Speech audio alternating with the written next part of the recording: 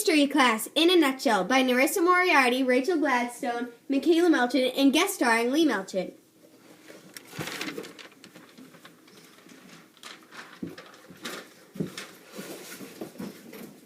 Good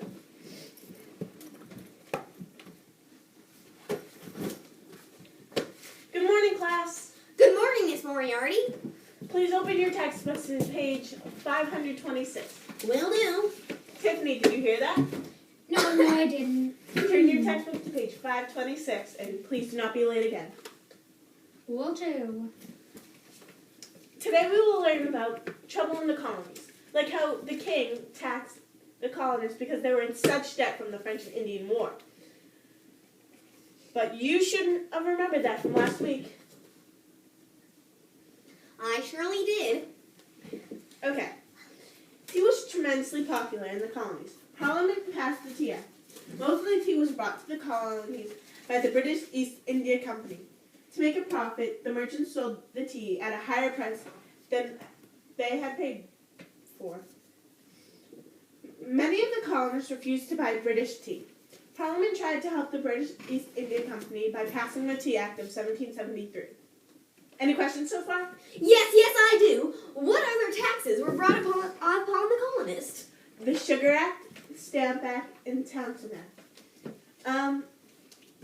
The Sugar Act lowered taxes on molasses, which was such a main export.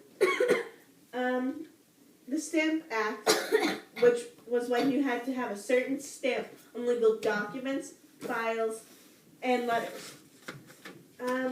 Also, the Townshend Act is when you had to tax glass, pen, tea, and paper. Oh, wait. What about the Intolerable Acts? We'll get to that. Okay, fine. Anyways, the act let the company bypass the tea merchants and sell directly to the colonists. Although colonists would still have to pay the tea tax, they would not have to pay the higher price charged by tea merchants. As a result, the tea itself would cost less than ever before. Parliament hoped this would encourage Americans to buy more British tea. To the surprise of Parliament, colonists protested the Tea Act. Colonists responded to the new tax with a boycott. Daughters of Liberty are the people that enforced this boycott.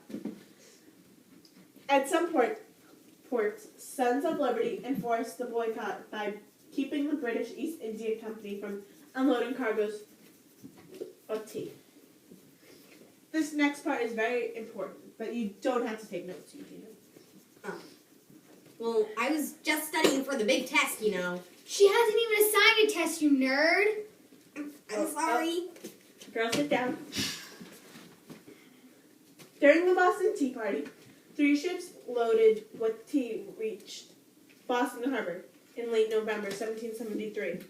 The colonial governor of Massachusetts, Thomas Hutchinson, insisted they unload their cargo as usual. Sam Adams, the Sons of Liberty, had other plans. On the night of December 16th, they met in the Old South Meeting House. They sent a message to the governor demanding that ships leave the harbor. When the governor rejected the demand, Adams stood up and declared, "This meeting can do no further but save our country." At this time, you should be taking into consideration that these men and women are the reason why your country is independent. I already have, Ms. Moriarty. I already have. No one cares. Well, I do. I care about the history of America, and I'm proud of it. Well, nobody else cares. Okay, Eugenia, that is enough. If you want to run this class, then you go ahead and do it. Thank you so much, Ms. Moriarty. It would be a pleasure. Okay, we are reading from the textbook, correct? Yeah. Okay.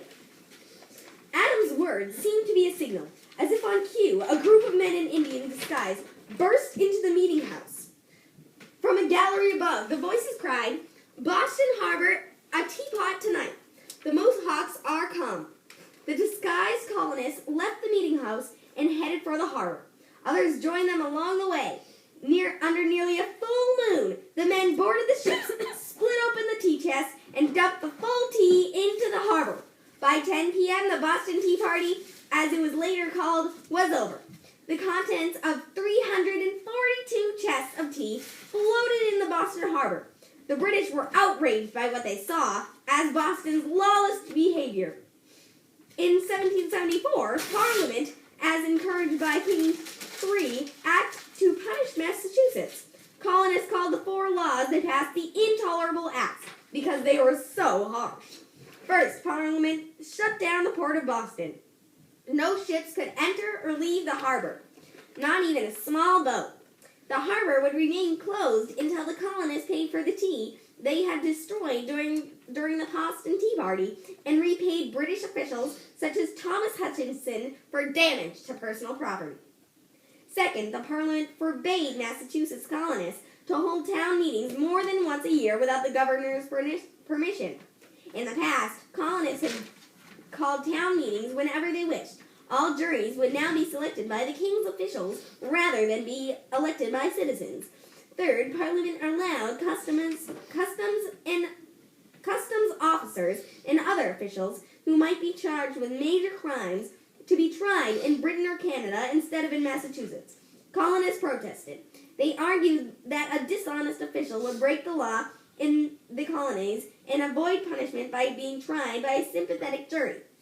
Fourth, Parliament passed a new quartering act. No longer would redcoats camp in tents on Boston Common. Instead, colonists would have to house British soldiers in their homes when no other housing was available. Your voice is so annoying. I'm going to read now. Wait.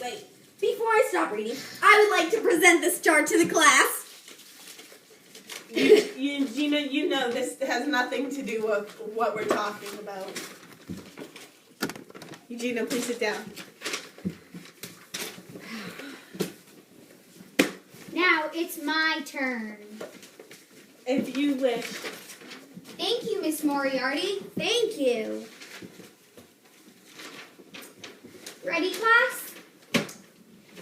Now we're going to talk about the Quebec Act. About the same time, Parliament passed the Quebec Act. It set up a government for Canada and gave complete religious freedom to French Catholics. The Quebec Act also extended the borders of Quebec to include the land between the Ohio and Missouri rivers. The act pleased French Canadians, but it angered American colonists. Some of the colonies claimed ownership of these lands based on their original royal land grants. In September 1774, colonial leaders called a meeting in Philadelphia. Delegates from 12 colonies gathered in what was known as the First Continental Congress. Only Georgia did not send delegates. After much debate, the delegates passed a resolution backing Massachusetts in its struggle. They agreed to boycott all British goods and to stop exporting goods to Britain until the Intolerable Acts were repealed. The delegates also urged each colony to set up and train its own Militia. militia. Militia?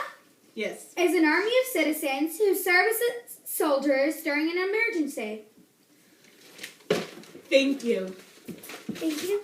Although we've had a very weird history class today, that was very interesting. Have a good day, and I hope you guys all remember the Boston Tea Party. Thank you, Ms. Moriarty. Goodbye.